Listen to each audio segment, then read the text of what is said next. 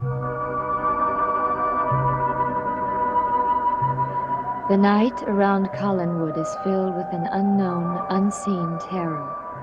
The events which will occur this night will be strange and mystifying, even to those who take part in them, for there are supernatural forces at work, forces which threaten the very existence of Collinwood itself.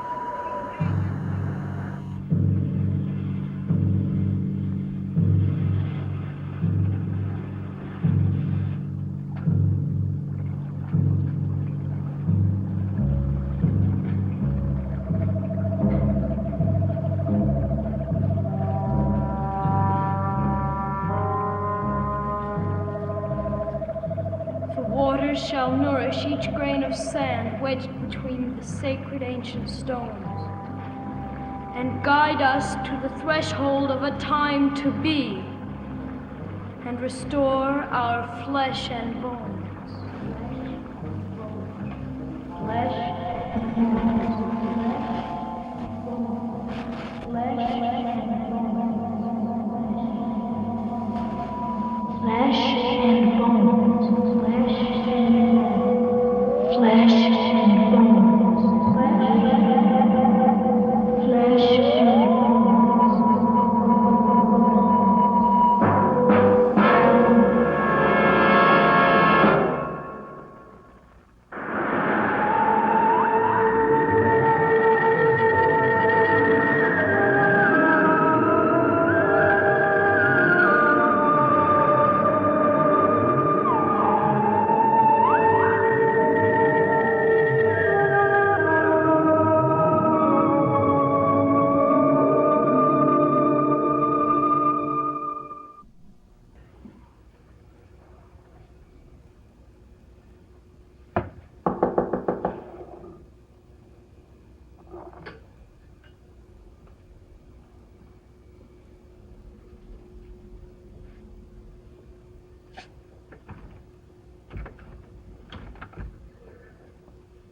Carolyn, come in.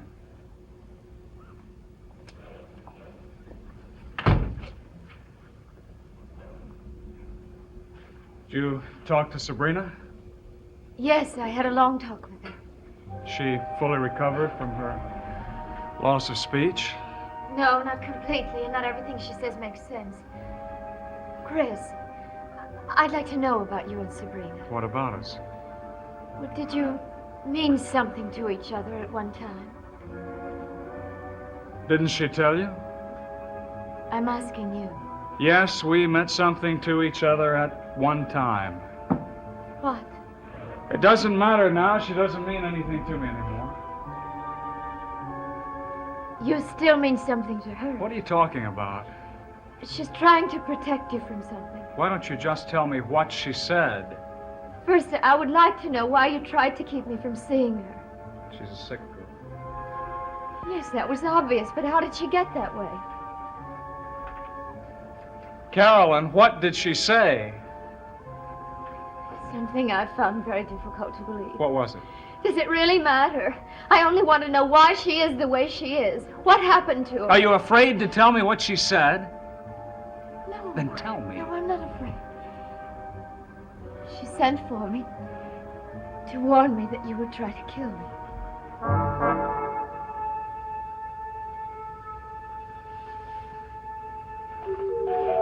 And you refused to believe her. I could see no reason why I should. I know you well enough to know you couldn't kill anyone. What if I had no choice in the matter? What if I were out of control? Chris, what are you saying? Sabrina was right. You should have listened to her and you should have believed her. The worst thing you could have done was to come back here and see me. Chris. You've been wondering about me for a long time. I couldn't tell you anything myself. Now that Sabrina has, why don't you believe her? It's the truth. I'm a monster. I have no choice but to kill. I have no control over myself. Stop it.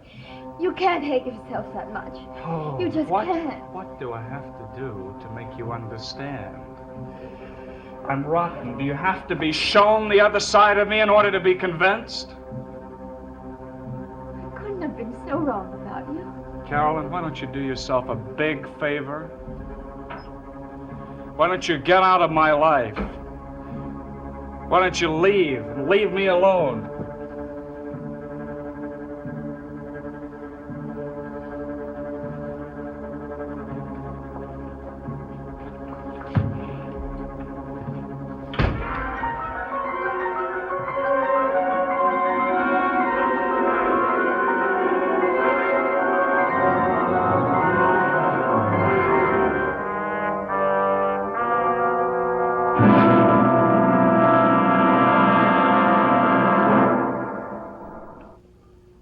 Barnabas, are you home?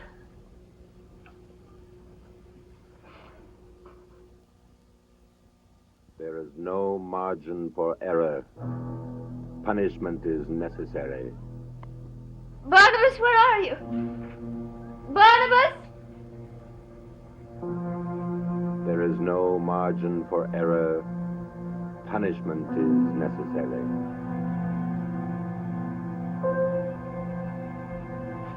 Good evening, Carolyn. Barnabas, I don't understand. Understand what? Well, I was sure I heard your voice coming from somewhere in this room. You did? Well, how is that possible if you were out there? Well, there's nothing mysterious about it. I happen to be conducting an experiment in electronics to keep myself occupied. Oh, I see. But what are you doing here tonight? And why are you so upset? Barnabas, I had to see you. I could think of no one else I could talk to. What's wrong? I've just come from Chris's cottage. I guess it's all over between us. And you don't want it to be. I don't know. The other evening, you advised me against seeing Chris anymore. Carolyn, not only are you related to me, but I happen to be very fond of you as well. But why did you feel you had to give me that advice? What do you know about Chris that I don't? Nothing. But you must have had some reason for thinking I shouldn't see him again. Well, I believe that, well, emotionally, Chris is not a very stable person. In fact, he could even be dangerous. Chris agrees with you. It would seem that my advice was sound. What's wrong with him? What makes him behave the way he does? That should not concern you anymore, my dear. Well, I can't just shut him out of my mind. Carolyn, do you trust me? Yes, of course I do. Then believe what I'm going to tell you. You'll find a truer love than you ever knew with Chris Jennings. A love that will make your present feeling for him seem like the merest infatuation. Barnabas, are you saying this just to make me feel better? No.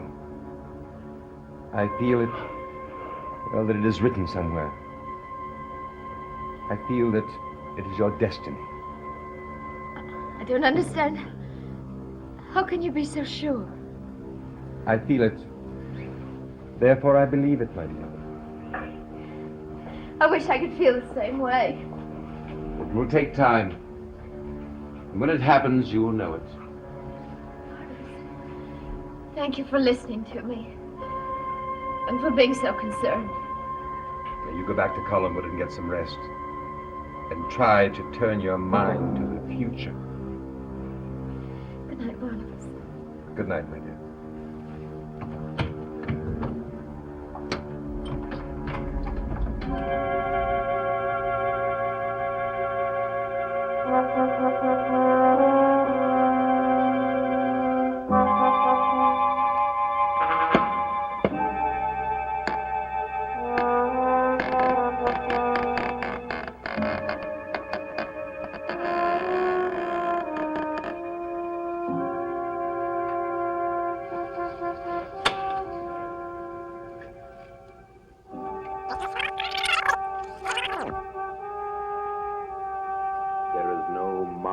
For error, punishment is necessary.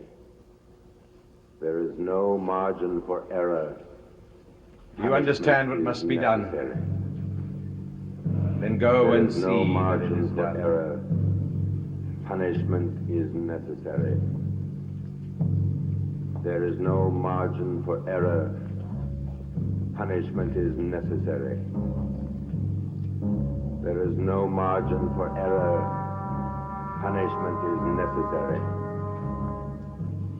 There is no margin for error. Punishment is necessary.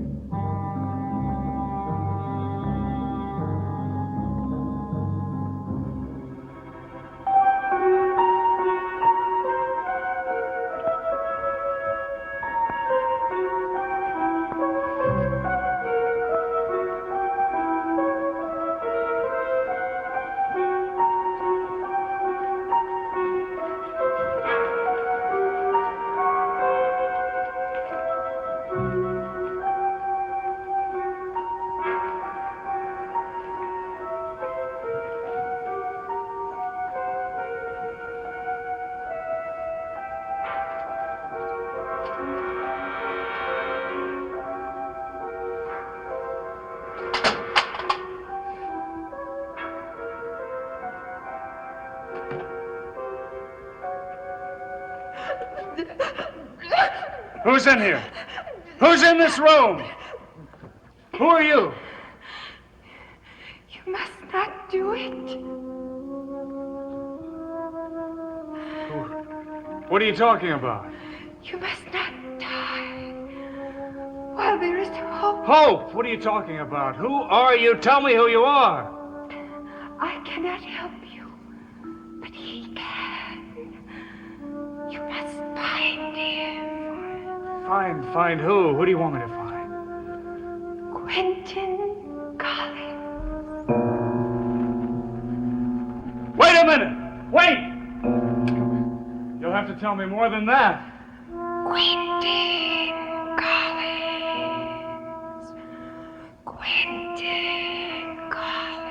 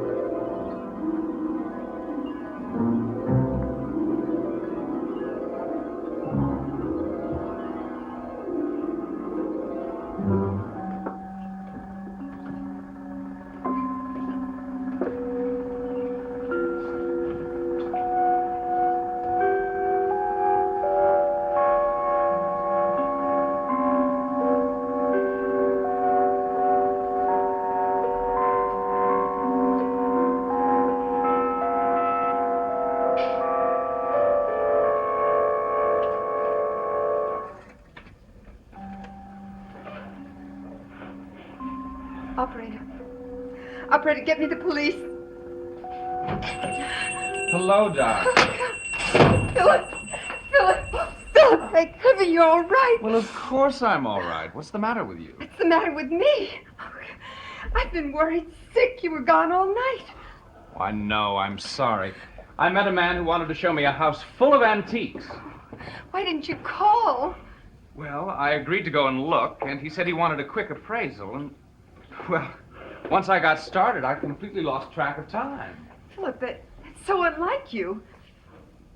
Megan, you don't think I'm lying to you? Oh, no, of course not. It's just that I don't understand, and I've been so terrified. Terrified of what? Well, ever since late yesterday, I've had this feeling that someone was coming here to kill me. Now, why would you think a thing like that? I don't know. It just came over me suddenly. Another of your strange premonitions? Philip, please don't joke about it. I'm so frightened, and I'm so glad you're back. It's all right, darling. I'm here now. Everything's going to be all right. You won't let anything happen to me, will you, Philip? No, I won't. Is that coffee I smell? made some a little while ago. Well, why don't we have some? It'll help calm your nerves.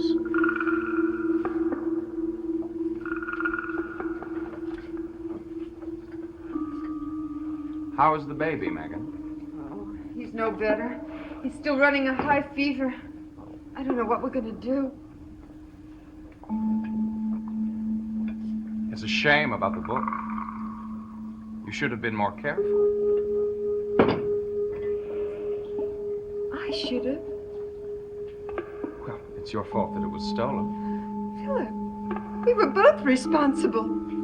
Yes, but you were the last one to have it. Now, I'm not angry with you, Megan. I'm just stating a fact. Philip, don't you think I feel badly enough already? I have just been through the most terrifying day of my life. Darling, I didn't mean to upset you. I can't help but be upset. Now, why don't you finish your coffee and try to relax? I'll be right back. Where are you going? I'm out of cigarettes. I'm going to go get some. No, Philip, please don't leave me. Now, I'm only going down the street to the drugstore. I'll be back in just a few minutes. No, Philip, please. Philip, please don't leave me, I beg you. Now, look, you've got to get a hold of yourself. Now, believe me, there's no menacing stranger lurking around here in the dark who's going to come in and attack you. How do you know that?